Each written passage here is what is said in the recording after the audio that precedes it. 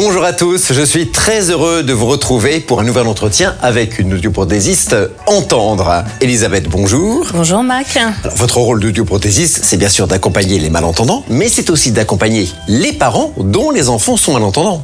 Effectivement, donc quand les parents vont venir nous voir la première fois en consultation avec leur enfant malentendant, ils sont souvent très angoissés et notre premier rôle en fait va être effectivement de les rassurer. D'accord, alors donc les enfants sont équipés et ensuite ils grandissent, ils deviennent adolescents. À l'adolescence, les relations entre les parents et les enfants vont devenir plus compliquées et pour un adolescent, porter une aide auditive, j'imagine, c'est pas évident tous les jours. Non, ce n'est pas évident tous les jours. C'est une période où on va être en opposition avec ses parents.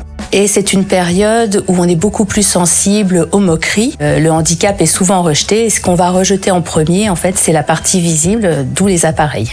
Le fait de ne pas porter ou de négliger le port de l'appareil peut avoir vraiment un impact sur la réussite scolaire. Ça peut impacter la réussite scolaire. Ce qui est positif aujourd'hui, c'est qu'on a des appareils qui sont connectés.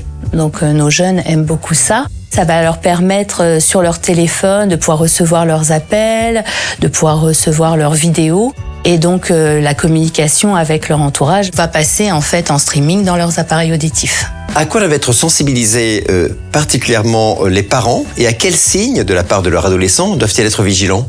Alors faut être vigilant à tout signe en fait d'agressivité, de repli et être très vigilant aussi au port de l'appareil auditif. Puisqu'on l'a dit, ils vont rejeter les appareils. Le fait de ne pas porter leurs appareils, ils vont mettre en place des stratégies d'adaptation et vont consacrer beaucoup d'énergie à l'écoute, à la concentration.